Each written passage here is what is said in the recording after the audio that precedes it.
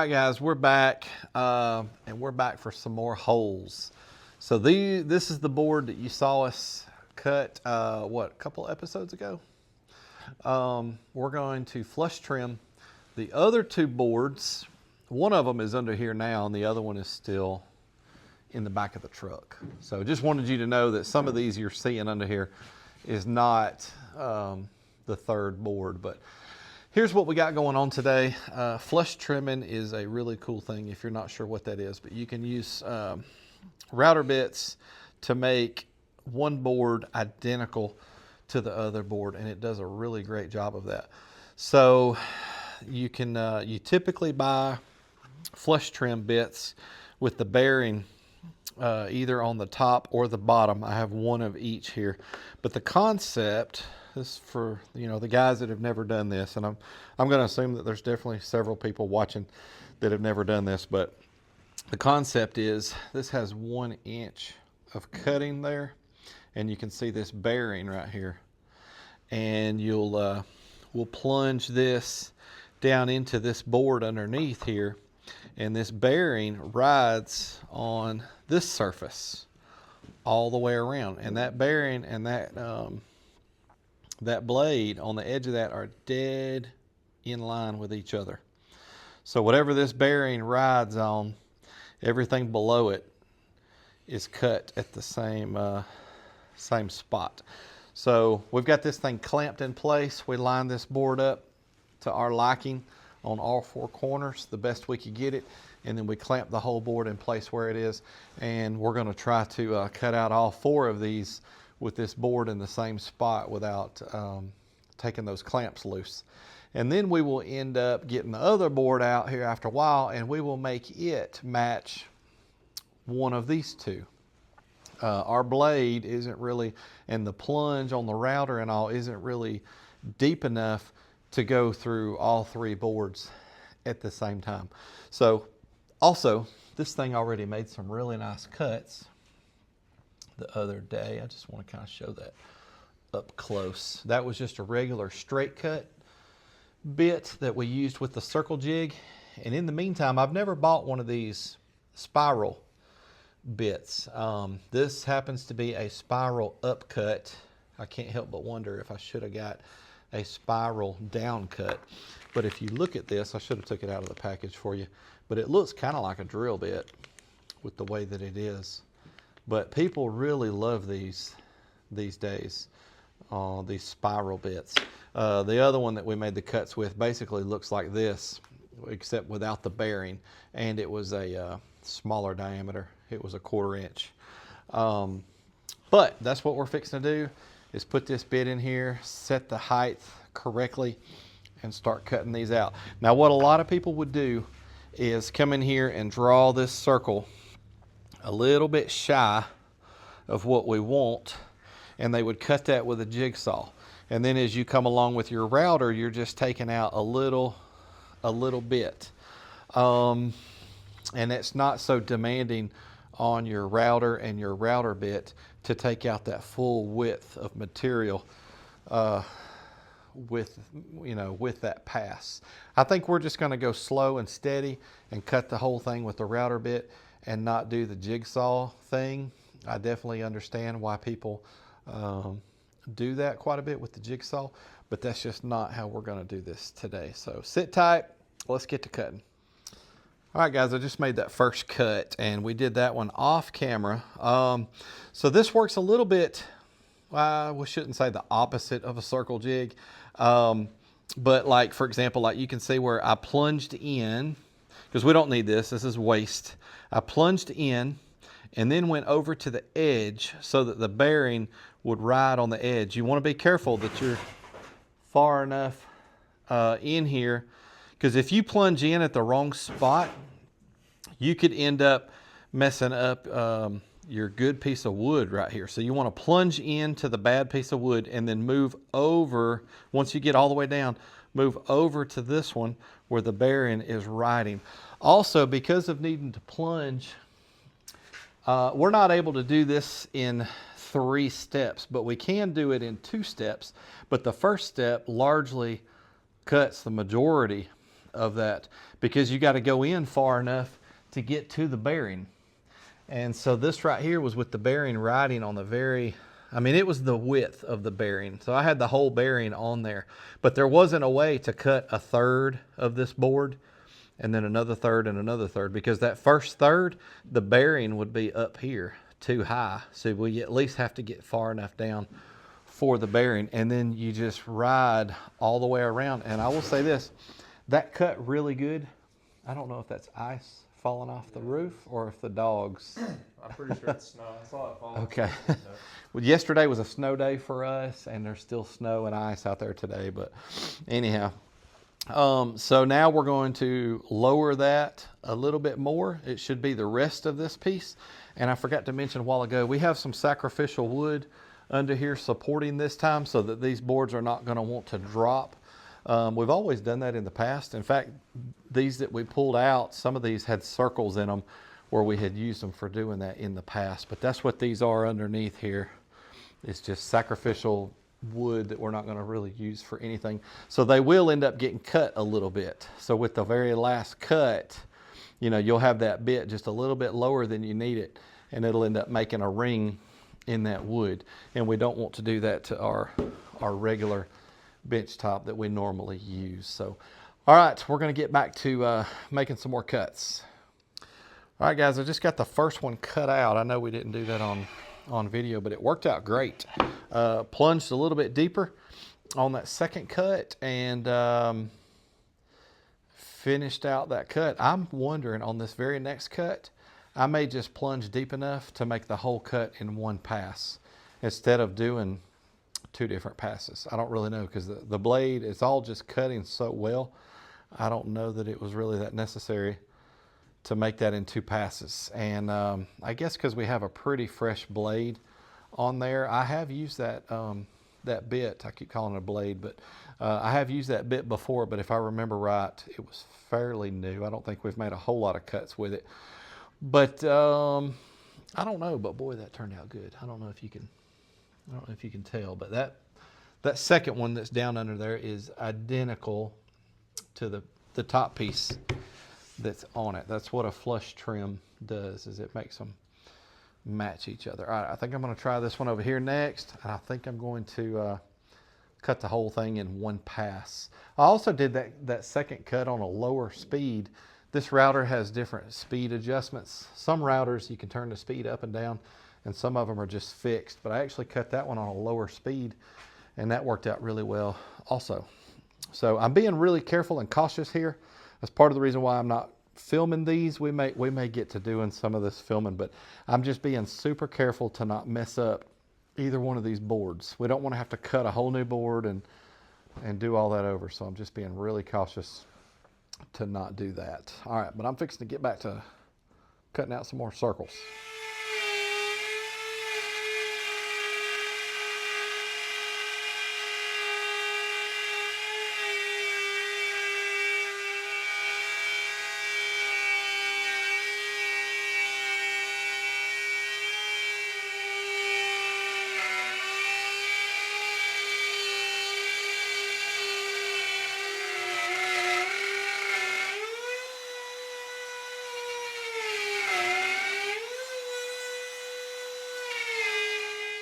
All right, guys, that first piece went really good.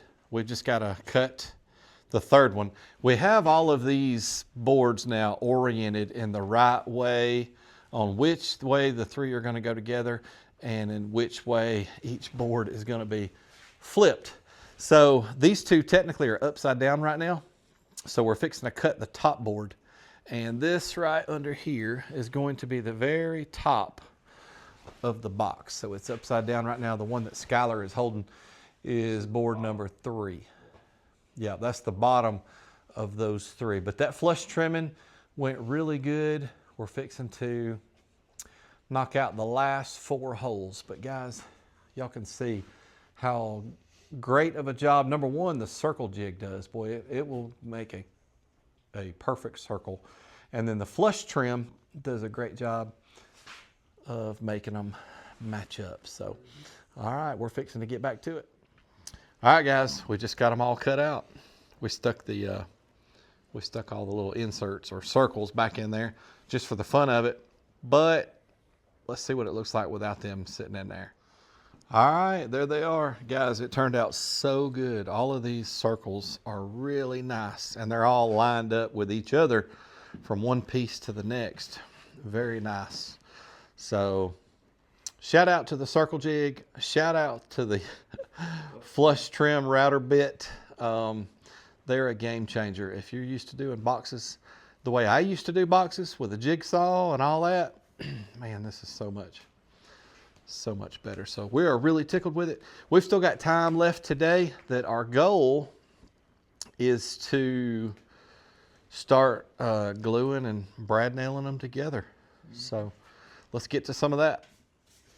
All right, guys, we made extra careful to have them all in the correct orientation.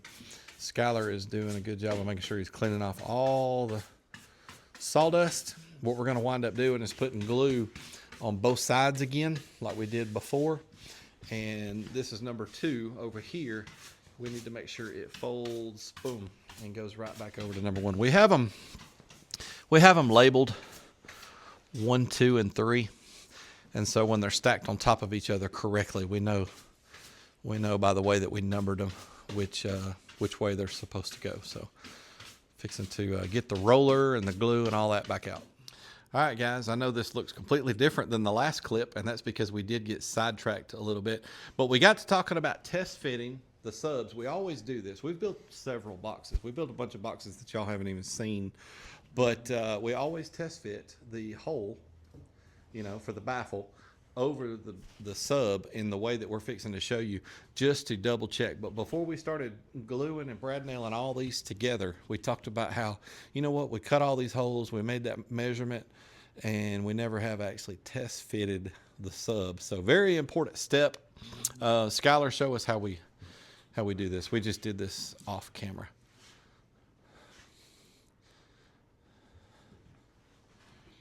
Like that. Really nice fit.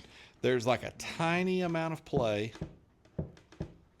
See there? I don't know how much that is, but it's a lot less. I know it might seem like a lot, but it's not. It's usually a lot less than if you bought a prefab box. I don't know if many people are buying prefabs for XV3s, but you know what I'm saying. If you buy a prefab box, you throw a sub in there, it's usually less play than that, and that's because of that measurement where we use the framing square and the drafter square, or whatever that's called. That's what helps you get that nice fit. If you want to really be, I think we've had a rule in the past, Skylar, where we used to take off a 1/16 of an inch or something like that. If we want it to be super snug, I think we realized a while back you could take off like a 1/16 of an inch from that measurement or whatever, and it comes out to where there's zero play. But these subs are really big and heavy. They are a problem to take out of a box sometimes, and it's not a bad idea to maybe have a little bit of play to help you get up under that sub a little bit better, and wedge something under there and work it out. But anyhow, really nice fit on all these holes. We're super tickled with that. So we're going to get this back out of the way now and get this flipped back. Oh, also, in the meantime, we realized that on board number 1, we liked the grain a little bit better on this side of board number 1. So we did a test fit with board number 1 and board number 2, and it fits just as good flipped over as it does the other way. So that was cool too, that all the edges lined up just as good and all the holes lined up just as good with that board flipped completely over. So really cool to see that. So all right, we're going to get back to situating this stuff to where we can glue these two pieces together.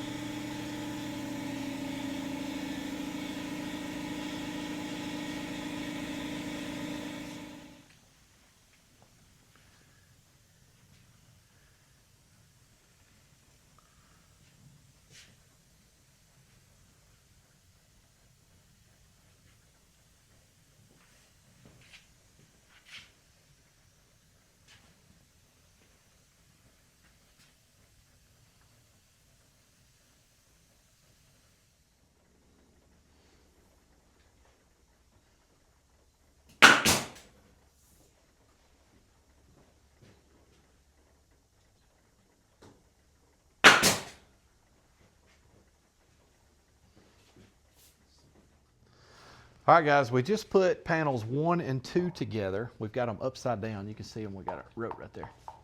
Oakley's wanting somebody to play ball with him. But you notice all these brad nails. We've shot several hundred brad nails now. That whole case is 1,000. We're probably going to end up being in a situation where we've shot, I don't know, 800 or 900 brad nails or something. I don't really know for sure. But we're being mindful of which way we're shooting the brad nails. So this is 3 pieces. Those brad nails are not long enough to go all the way through 3. They're perfect for two pieces. So we put piece number 2 on there, glued together, shot through the bottom of piece number 2. We're fixing to put heavy glue on 2, light glue on 3, and then flip 3 upside down, and then shoot a bunch of brad nails in the bottom side of number 3. So the very top here where the subwoofers will be, you will not see any brad nails in that. They'll be all the way, they'll be in the middle of the 3 pieces and on the very bottom of piece number 3. So we're fixing to put glue on these 2 and get this baffle done and inside and drying for a couple of days.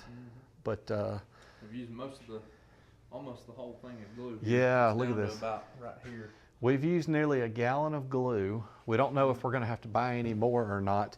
And this nearly gallon that we've used so far is only on putting all these pieces together. We haven't done any other woodworking projects or anything that y'all haven't seen. So we've used an enormous amount of glue so far, and we still have a lot of this box to put together. So my best guess is we're probably going to need some more glue because we still have to put all these panels together. Now they're going to be put together with screws and stuff too, but we're going to probably wind up using a fair amount of glue by the time we put all the panels together as well. So, all right, Skylar, let's put. This is the last big pour. Yeah, this is the last big panel, to put 2 pieces together. We're kind of glad too to finally be at this point. The rest of this will be, putting the sides together and all of that type of stuff. But anyhow, Skylar has gotten pretty good at the glue with working the roller. He's a pro at it now. He'll go from having it kind of uneven as far as the way he pours it to just the most even layer. If y'all haven't noticed that along the way, like how even he gets all these panels. So, all right, we're gonna come back here in a minute and I'll show you when we get some more glue put on that other side. All right, guys, look at that. Look how even he gets that. I get a kick out of just watching him do it. So, all right, Skylar. Last light pour, we got just a little bit left. Yep.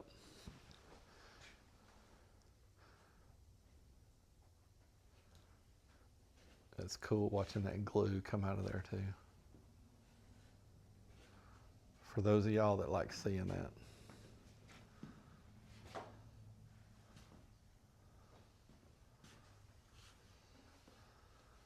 All right, we're gonna get to rolling. All right, guys, we got it. We've been working on this for several hours. I told y'all we go slow. We're picky and meticulous and all that kind of stuff, but we're just, I don't know. We just want things to turn out well.